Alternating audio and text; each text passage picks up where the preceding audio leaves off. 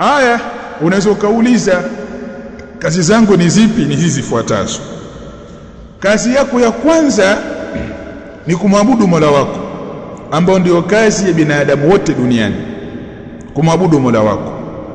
Kazi yako ya pili uliokuwa nayo, uliopewa na Allah wewe, miongoni mwa kazi zako muhimu ni kuzaa. Na huwa ninazungumza na kina dada, nawaambia zaeni dada, Allah amekujalia uzazi wako ni Jumamosi na Jumapili, toa watoto, tuletee watoto hapa tupate, sisi tupo tutawasomesha, wala msiwe na wasiwasi, walimu wapo. Zaa, hakuna uzazi wa mpango, wewe toa tu. Sasa kuna wasichana wana miaka 24, wana miaka 25, wana watoto 6. Sawa, unakuta msichana au mdada na sasa, ustazi, mimi ndio na miaka 26 na watoto 6, si atosha? Wewe leta mpaka ambapo Allah mwenyewe ataamua kuzuia nini, uzazi wako. Basi, kwa hiyo ni kazi ya pili, ya kuzaa. Kazi ya tatu uliokuwa nayo wewe ni kumstarehesha mume wako, kumpa raha mumeo, hiyo ndio kazi yako. Kazi ya nne ambayo wewe uko nayo, na kazi hiyo umepewa na Allah, wewe ndiye mlezi wa familia, wewe ndiyo mlezi wa jamii. Jamii inaharibiwa na mwanamke.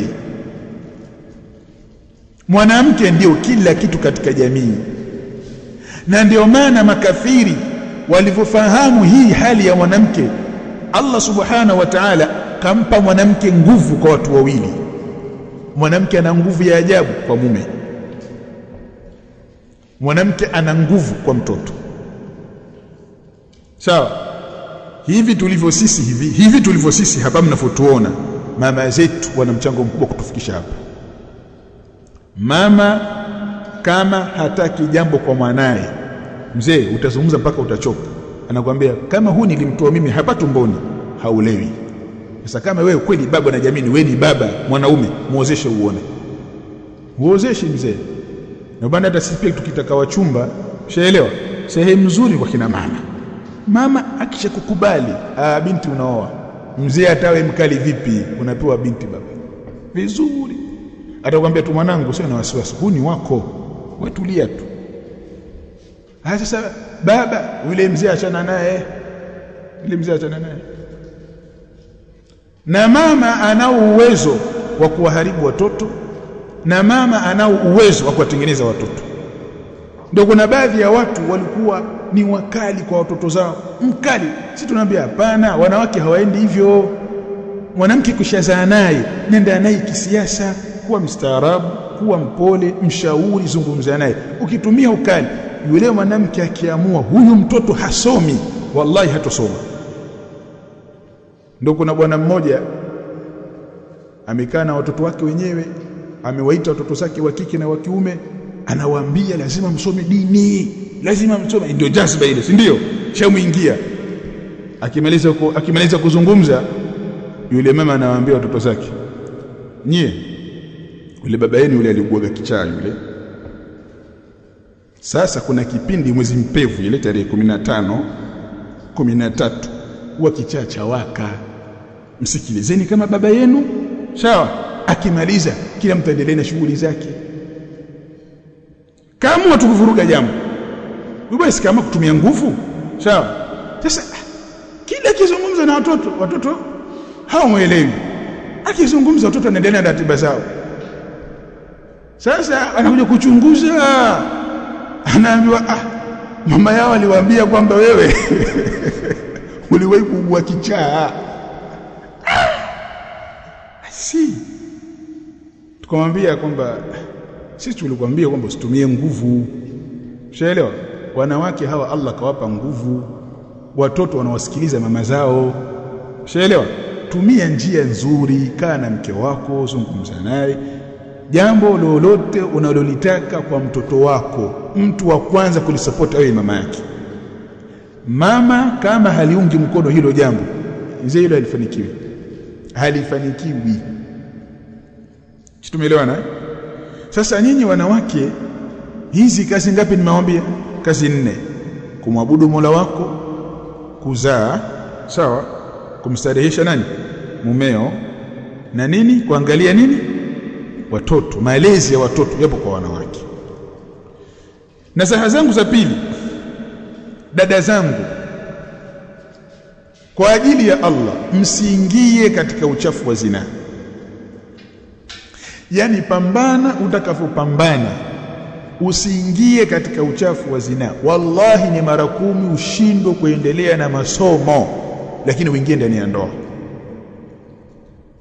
Yani katika vitu ambavyo unatakiwa ukiamka asubuhi, unatoka unakuja chuoni, unakwenda kwenye shughuli zako, muombe Allah subhanahu wa ta'ala asikuletee mahusiano ya haramu. Mwanaume ambaye atakusumbua wewe, akuingize katika ushawishi wa zina, hilo jambo na waomba mpeane sana nasaha nyinyi kwa nyinyi. Na mkimwona mwenzenu, mdada mwenzenu, binti wa Kiislamu, mnaona mwelekeo wake umekuwa sio mwelekeo mzuri, muiteni, mwambie hapana, utaratibu wa dini hauendi hivyo. Kama huyo kaka huyo anataka wewe kukuoa, mwambie apeleke posa nyumbani kwenu. Huu utaratibu mnaokwenda nao huu si utaratibu wa sawa. Ambianeni, msiingie katika uchafu wa zina. Jambo la 3, mwanamke, kuna madhaifu Allah amekupa, lazima muyakubali, wala hauwezi kuyakataa. Nitataja madhaifu mawili. Udhaifu wa kwanza, Allah kawaumba wanawake ni viumbe wanaodanganywa na kudanganyika. Hili ni umbile, sawa, la Allah kawaumba wanawake hivyo, na kwa ajili hiyo sisi tunaweza kuishi nao. Ile tabia ya kupewa misimamo kwamba mnajiamini, sisi wanawake tunajiamini, wewe unadanganywa. Na Allah alifujalia sasa, mwanamke ukitaka kumpata vizuri, mdanganye. Wewe mdanganye. Kila unavyozidi kumdanganya ndivyo unavyozidi kukupenda. Na kuna baadhi ya vijana wajifanya wacha Mungu, kwamba tuoneshe na wake zao wa kweli kweli. Wewe huyu lazima umdanganye. Na ndio maana hata katika dini Mtume akaruhusu kumdanganya nani? Mke. Ni ruhusa kumdanganya. Muda wa kunajua huu uongo huu utatengeneza hii ndoa. Ukitoka asubuhi, mke wangu, yani mimi nikitoka asubuhi hapa nikielekea kazini na kuwaza wewe tu, mpaka nataka kugongwa na gari, kumbe hamna lolote, uongo mtupu. Mwenyewe ukishamwambia hivyo, akakuaga pale kazini, umetoka zako asubuhi na kwenda kazini, ana furaha kubwa, ajiona kapata mwanaume wa maana. Ukifika kazini umemtumia message, mke wangu, naomba nitumie hata sauti tu ili nifanye kazi vizuri hapa. Maana yake bila kupata sauti yako, hii kompyuta siwezi kuiwasha kabisa ya ofisini. Kila unavyozidi kumdanganya ndivyo anavyozidi nini? Kukupenda. Na wakati mwingine mwanamke, ili mambo yaende, lazima uongee uongo. Mbona umechelewa kurudi nyumbani? Nilikuwa fulani. Hapana, ulikwenda kwa mke wako fulani. Sikwenda mimi kwa mke wangu. Ulienda? Sikwenda. Basi nilienda. Ulienda. Sasa jambo limeisha. Ukingangania kusema kwamba sikuenda, ule ugomvi mtakesha pale usiku pale, hapa kaliki. Wewe ulienda tu. Ukiwahi kuingia nyumbani, mbona leo umewahi sana? Hujapitia kwa mpenzi wako? Ukichelewa kuingia nyumbani, yani siku hizi tukiwa muongeza mke wa pili, sisi hatuna thamani yoyote. Kuingia saa 4, saa 5, saa 7 hapa, yule ndio ashakuwa mke, sisi ni matakataka. Huyu ndio mwanamke. Sasa wewe ndio umdanganye kwamba kwa nini umechelewa? Nilikuwa natafuta chips kwa ajili yako. kuna chipsi zauzwa huko Kisauni huko. Leni zile chipsi zile siwezi kukubali bila kukuletea hizi chipsi hizi. Umezinunua hapo jirani tu hapo.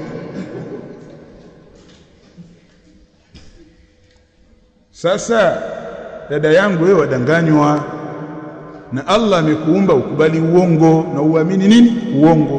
Kwa hiyo utakapojifanya wewe uko makini, wewe unajidanganya sasa. Yaani unajidanganya kwamba wewe hudanganyiki, kumbe wewe unadanganyika. Lakini jambo la pili, katika jambo la kimaumbile ambalo Allah kawaumbia, Allah anasema walaysa dhakaru kal untha, si jinsia ya kike kama jinsia nini ya kiume. Mwanamke ni mwanamke na mwanaume ni nani? Ni mwanaume. Fahamu nafasi yako na tulizana katika nafasi yako. Elimu unayoisoma isikupelekee wewe kutoka katika lile umbile la asili yako. Hapana. Kwa nini nazungumza hivi? Mwanamke maisha yake yako chini ya usimamizi wa nani? Wa mwanaume. Ima ni baba yake au ni kaka yake au ni mume wake. Kuna tabia ya wanawake kujifanya wao wanaweza. Wewe unaweza kuzaa, unaweza kulea watoto, sawa? Unaweza kupika, unaweza kuangalia nyumba. Kuna mambo wewe huyawezi. Ni fikra tu za kitawuti zinawasumbua watu. Huwezi. Na ndio maana sisi tunaona huko tunafutembea katika miji ya watu. Kuna wale wanawake wafanya biashara wale, si ndio?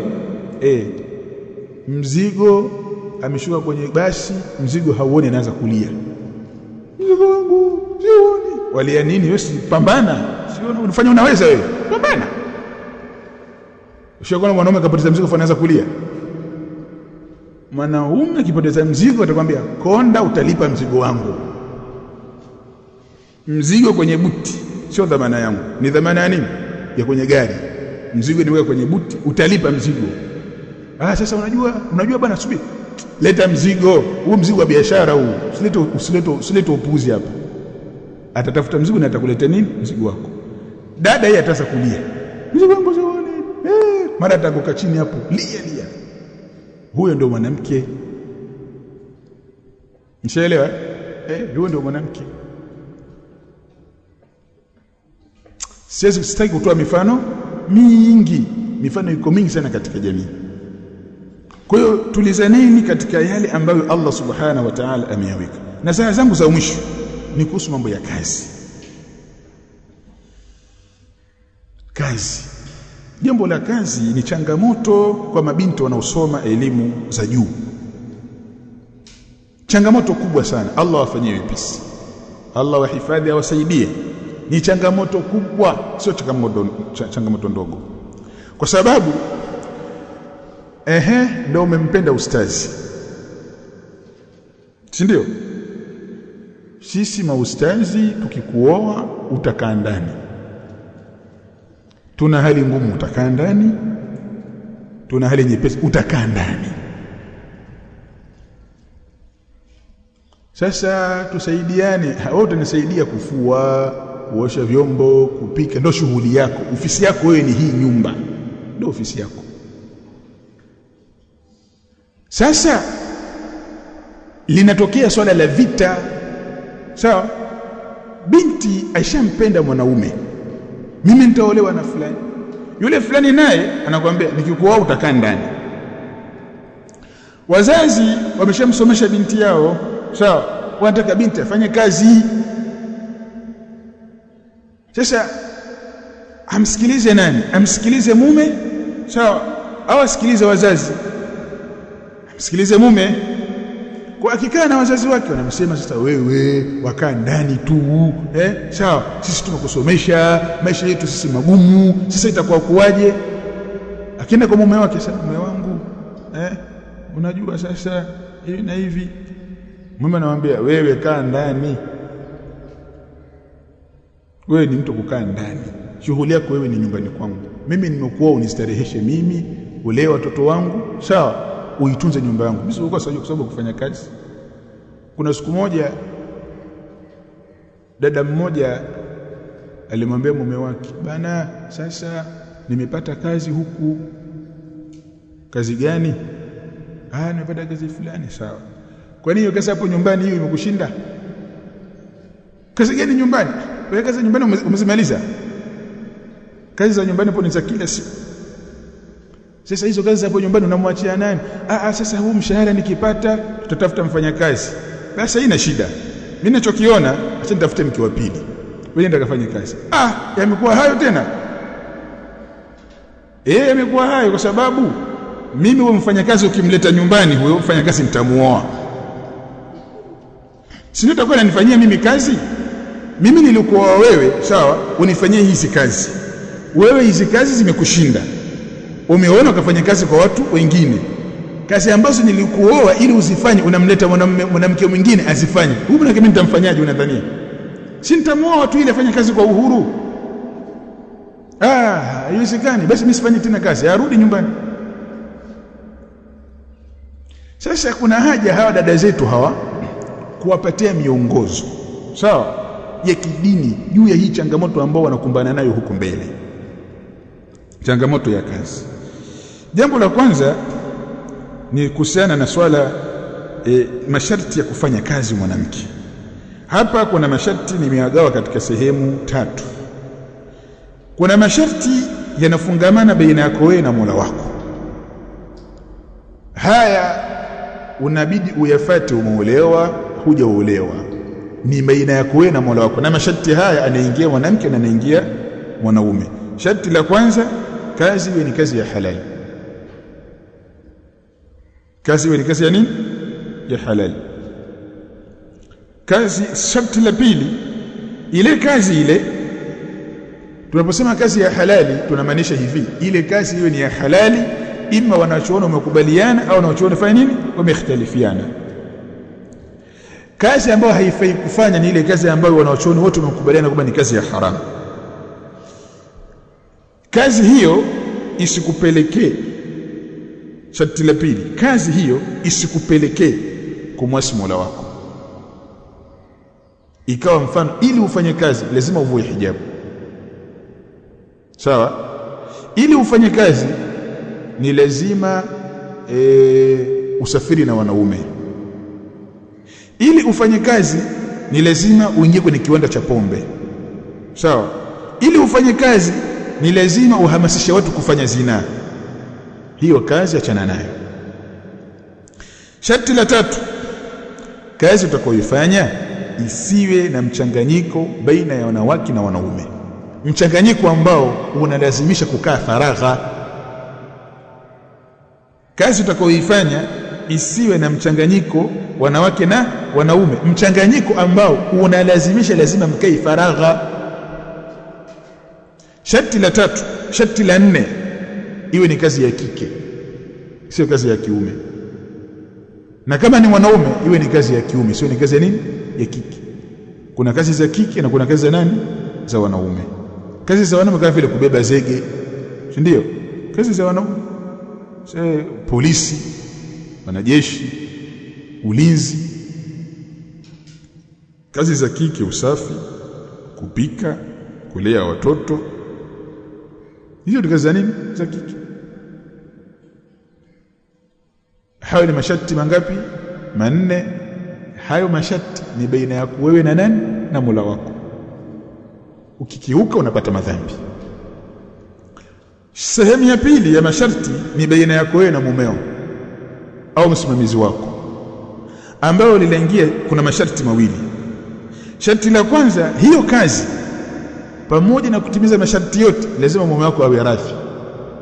Mumeo lazima awe radhi. Mumeo asiporidhia, acha. Kazi ya halali imetimiza masharti yote, lakini mume hataki, acha. Sharti la pili, hiyo kazi utakayoifanya wewe mwanamke isiwe na thamani kuliko mume. Isiwe na thamani kuliko mume. Kivipi?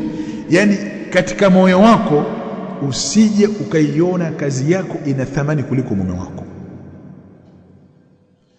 kiasi ambacho mume akitaka jambo na bosi akataka jambo, basi wewe uko tayari kuasi amri ya mume ukateleze amri ya nani? Ya bosi.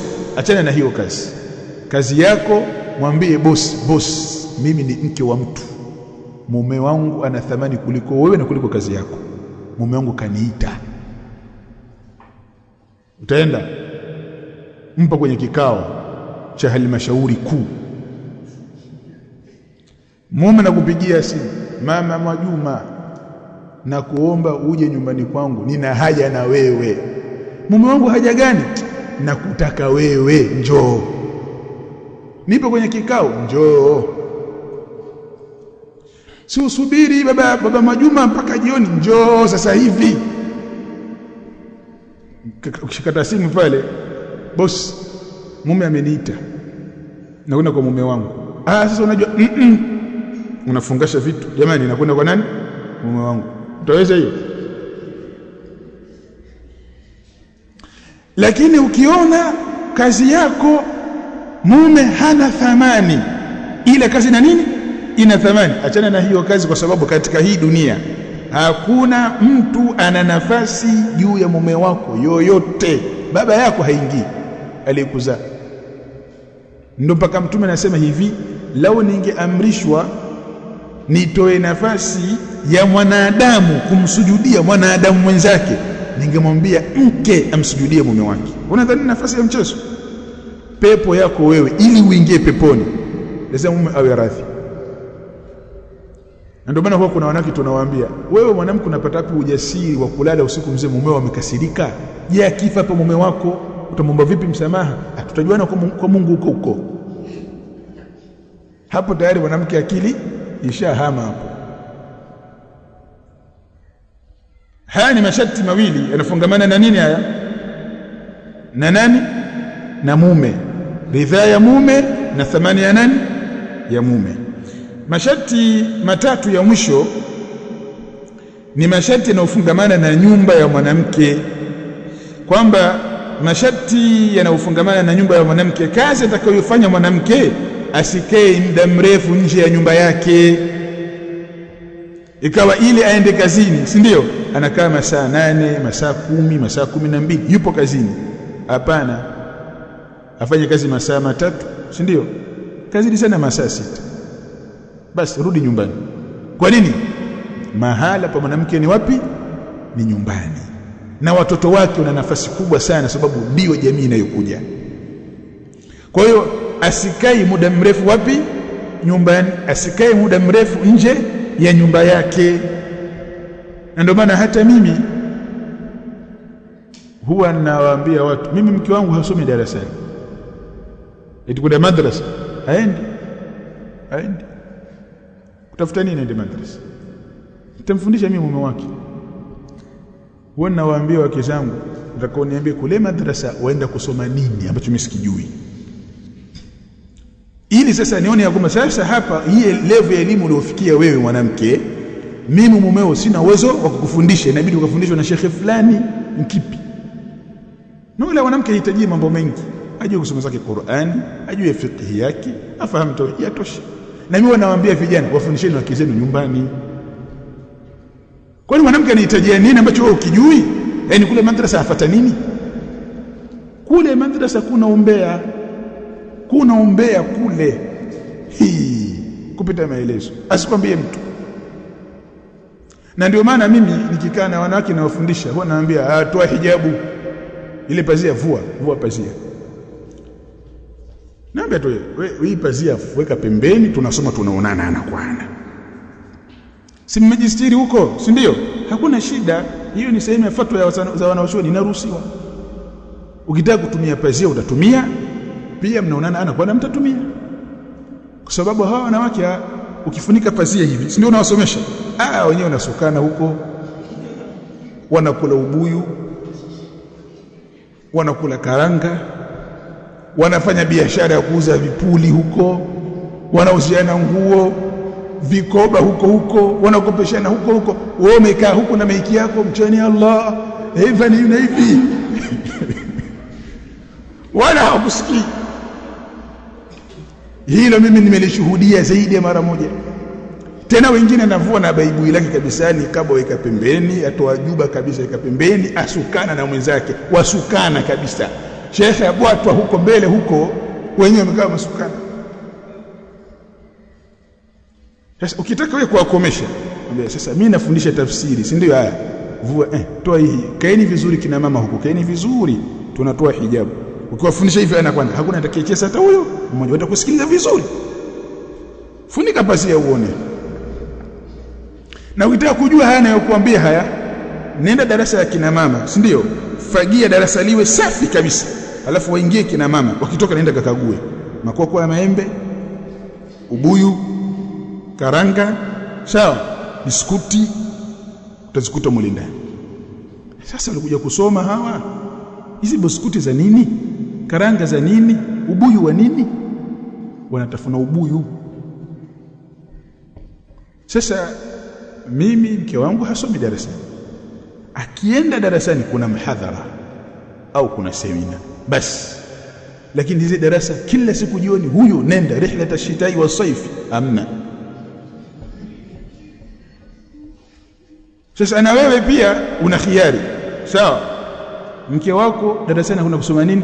Mke wangu ndio kusoma udhu, nitakufundisha udhu mwenyewe hapa nyumbani. Tulia hapa hapa, kwa sababu mwanamke akikaa nyumbani, si ndio, unazuia fikra mbovu kuingia ndani ya nyumba yako, unakuwa wewe ndio mwalimu peke yake. Lakini ukimruhusu tu kutoka toka, atapata walimu wengine huko. Wanamuuliza, wewe mume wako anakupaga hela za weekend? Hanipi. Mimi mume wangu kila weekend anipa shilingi 50,000. Sasa ukishangaa na sasa mke anakuja, mume wangu na mimi naomba shilingi 10,000, anasa na shilingi 5,000. Tawajina shilingi 10,000. Hizi fikra kazitoa wapi huyu? Kazitoa huko kwenye ubuyu huko. Kwa hiyo mwanamke asikae nje muda mrefu. Sharti la pili, ile kazi atakayoifanya ile, sawa, isimpelekee yeye kukaa mbali na watoto wake. Wale watoto wale ikawa hawana muda na mama yao. Ile kazi anayoifanya ile isimfanyie kukaa mbali na nani? Na watoto wake. Ikasa nafasi ya mama kwa watoto haipo, watoto wanalelewa na mfanyakazi. Hili jambo halifai. Na jambo la mwisho, mshaelewa, jambo la mwisho nasema isimpelekee ile kazi kushindwa kuwalea watoto wake. Kuna kukaa mbali na watoto na kuna kuwalea nini? Watoto. Ni vitu vile tofauti. Haya masharti matatu yanafungamana na nyumba yake na watoto wake, masharti mawili yanafungamana na mume wake, na masharti manne yanafungamana na nani? Baina yake yeye na Mola wake. Mimi ndo nimemaliza sasa hapa kile ambacho ile package ile niliyokusudia kuifikisha kwenu. Allah afanyie wepesi kwa haya ambayo mmeyasikiliza. Allah afanyie wepesi muweze kuyafanyia kazi. Nimebana nafasi ya maswali kwa sababu niliambiwa bwana kuna nafasi ya maswali, nimeona hapa hakuna nafasi ya maswali hapa. Nitazungumza paka muda uishi ili msiulize. Kwa nini msiulize? Ili lile ambalo ninalolitaka mimi lile muondoke na ndio muondoke nalo hilo. Maana yake hapa kuna kufungua maswali, mtu akaleta maswali ya ajabu. Mara mtu anazikuta vipi kuhusiana tahajjudi? Tahajjudi ya nini? Tunazungumza maswali ya ndoa sisi hapa bwana. Sasa usipomjibu anajisikia vibaya. Sawa? Ndio kuna siku moja tumekaa kwenye mhadhara kama hivi, sasa kuna mtu atakavuruge tu ile mhadhara ule. Muda wa maswali akanyanyua mkono. Shehe, na swali. Baba yake Firauni alikuwa anaitwa nani? Vipi wewe? Baba yake Firauni nani? Nataka tujue tu shehe, baba yake Firauni alikuwa anaitwa nani? Baba yake Firauni akangangania. Shehe, nijibu, nina shida nalo hilo jambo. Wataka ujue la nini? Nataka nijue. Kwa hakuna kitu. Kwa hakuna maswali. Wala hakuna rai. Wala hakuna ushauri. Wala hakuna nasaha. Pokeeni haya niliyowaambia, nendeni nyumbani mkayafanyie kazi. Wa sallallahu ala Muhammad wa ala alihi wa ashabihi wa sallam. subhanakallahumma bihamdik ashhadu an la ilaha illa anta astaghfiruka wa atubu ilaik.